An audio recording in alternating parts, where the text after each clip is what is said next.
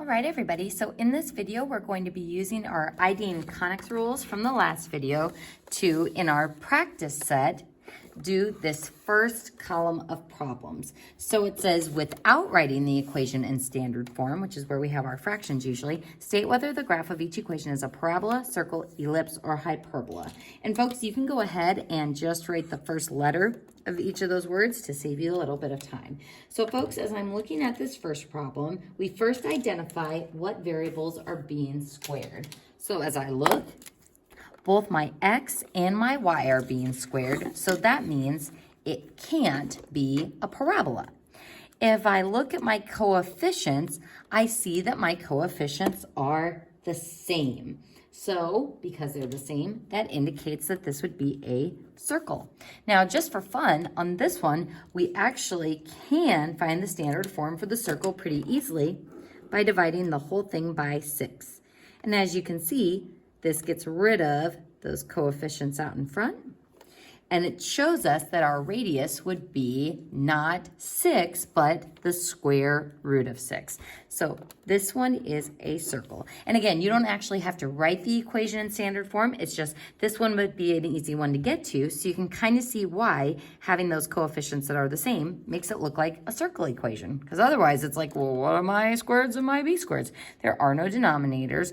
And if you did try to divide by 6, the denominators would be the same. And in none of our ellipses and hyperbolas did we ever have the a and b values be the same. So going ahead and looking at our next one, here we have both x and y being squared. So that means it cannot be a parabola. So looking at my coefficients, they are the same. I have both 5 and 5. So that means this one would also have to be a circle. So C for circle.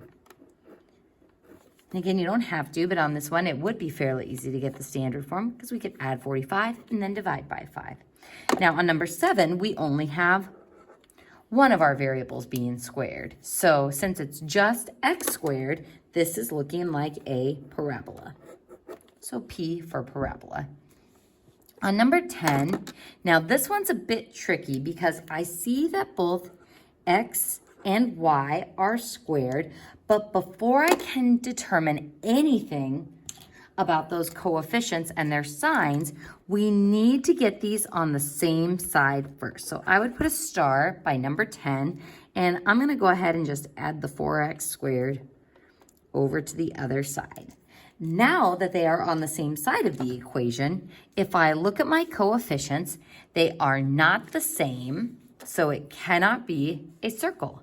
They have different numbers, 4 and 6, and they have the same signs. So the same signs, I think of that plus sign in between our two fractions of an ellipse.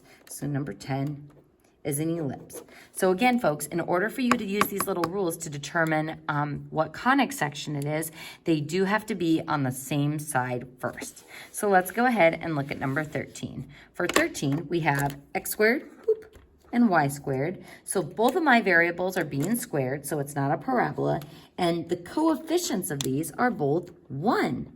So the coefficients are both positive, but because they're both the same, this is the equation of a circle as well.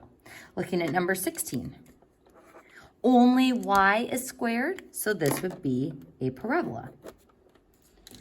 Looking at the next one, we have both x squared and y squared. They are on the same side, and as I look at my coefficients, they are different, but they have the same sign. So this would be an ellipse. Looking at number 22, both x squared and y squared are there. So it can't be a parabola, and the coefficients are both 1. So this is actually just straight up the equation of a circle. It's in both general form and standard form at the same time. C for circle. And let's go ahead and do just one more. We've got x squared and y squared, so it can't be a parabola. The coefficients are different, and because the signs are different as well, 25 would be a hyperbola.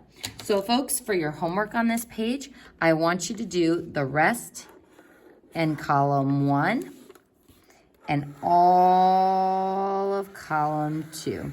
You can do column 3 if you want extra practice, but those are the only problems I will expect you to do for this assignment.